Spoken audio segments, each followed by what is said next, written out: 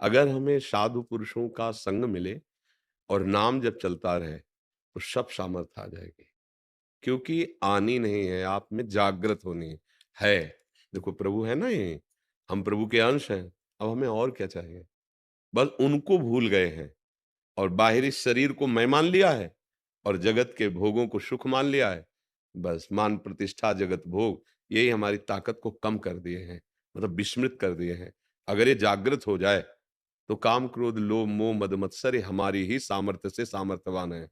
अगर हम स्वीकृति न दें तो किसी भी विकार की ताकत नहीं कि हमारे हृदय में हलचल पैदा कर सके।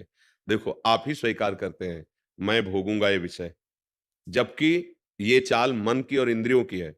आप भूल से उसे मैं मान लिए, अब आपको हारना होगा, अब आपको परास्त होना होगा, क्योंकि आपकी स्वीकृति होगी मैं भोगूँगा।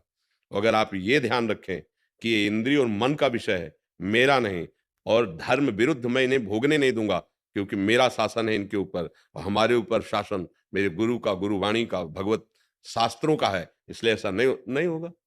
एक बार लड़ के देखो, नहीं, नहीं, नहीं, बहुत जलन पैदा करेगा वो मन व्यथित नहीं, फिर नहीं गिर पाओगे। पर ये तभी हो सकता है जब नाम बल प्रकाशित हो और गुरुजनों के चरणों का आश्रय हो। अगर नाम भी जप रहे हो, अहंकार भी कर रहे हैं, तो भी नहीं कर पाएँगे।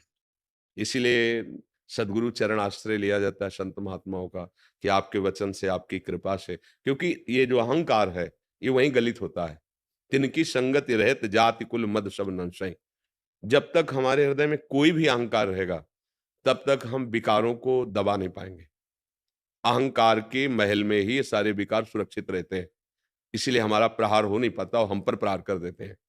जब अहंकार ये नष्ट हो, तब इनके रहने का ठिकाना खत्म, अब ये नष्ट हो जाएँगे, जड़ से नष्ट हो जाएँगे और ये अहंकार गुरुदेव की कृपा से नष्ट होता है। उनकी करुणा दृष्टि से वो अहंकार को नष्ट कर देते हैं, चूर-चूर कर देते हैं। सच्ची मानिए, बड़ी-बड़ी साधना करने पर भी अहंकार पुष्ट होता रहता है।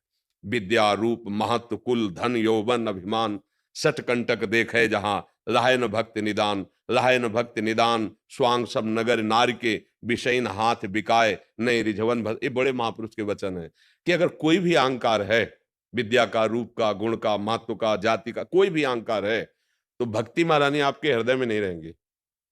स्वांग रहेगा भक्ति का, और वो स्वांग विषयी पुरुषों, धनी पुरुषों को रिझाने के लिए होगा, ना कि श्री हरि को। भरतार माने होता है हरि। जैसे वैश्या श्रृंगार करती विषयी पुरुषों को आकर्षित करने के लिए, ऐसे भक्ति का स्वांग होगा तुम्हारा धन मान प्रतिष्ठा के लिए, ना कि हरि के रिझाने के लिए। विषयीन हाथ बिकाए नहीं रिझवन भतार के। भरतार कहते हैं प्रीतम पति हरि को।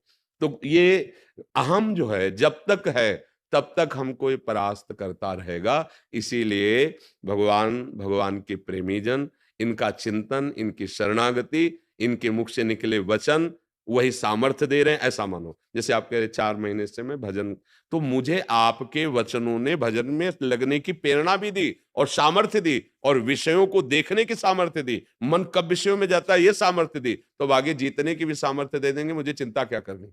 अभी निश्चिंत हो जाओगे।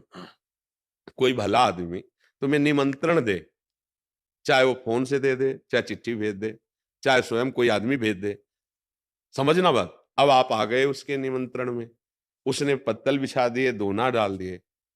अब आप चिंतित हो रहे हो कि कब रसगुल्ला आवे, कब सब्जी आवे, कब पू धैर्य रखो। वो धर्मात्मा है, उसने अगर निमंत्रण दिया है, दोना पत्तल डाल दिए हैं, तो तुम्हें भूखा नहीं उठने देगा, वो पवाएगा। ऐसे ही संसार सागर में हम फँसे हुए थे। उस अव्यक्त परमात्मा की कृपा से वाणी रूपी निमंत्रण पहुंचा, आओ परमार्थ में, चलो परमार्थ में। अब दोना पत्तल भी बिछ गए, ये नहीं करना चाहिए, ये करना चाहिए, ऐसे करने से परमानंद मिलता है, ऐसे करने से दुर्गति होती है, दोना पत्तल बिछ गए। अब परमानंद का भोग भी वो पवा देगा, हमें बिल्कुल निश्चिंत रहना है। करो सदा तिनके रखवारी, जिम बालक राखे महतारी। पर हमें थोड़ा युद्ध करना होगा। ना, ना, ना। व्यतिरेक नहीं, नहीं, ये शास्त्र विरुद्ध है, गुरु की आज्ञा के विरुद्ध है। तू चाहे जलाए नहीं, मार भी दे मुझे, तो मैं ये नहीं करूंगा। बस जीत गए, बस यही जीत गए। वो तुम्हारी सामर्थ्य से सामर्थ्यवान है, तुम्हें मार नहीं सकता, तुम्हें जला नहीं सकता। तुम जब तक दस्तखत नहीं करोगे, कोई भी विकार तुम्हारे हृदय को परास्त नहीं, क्षुब्ध करेगा, परास्त नहीं कर सकता। ये बात समझना है। नाम का बल और विवेक, दो इस संसार समुद्र से पार कर देंगे। होए विवेक, मोह भ्रम भागा, तब सब विषय विलास विरागा। और नाम जप ऐसी सामर्थ्य है कि किसी भी विकार की ऐसी जोर की टक्कर नहीं होगी कि आप गिर जाओ। सहने की सामर्थ, सहत सहत बाढ़े भगत गृह तन गुरु हितगार। ऐसा नहीं है, आप में बहुत सामर्थ्य है, बस उसको जागृत कीजिए और चिंता मत कीजिए। समझ रहे हैं आप?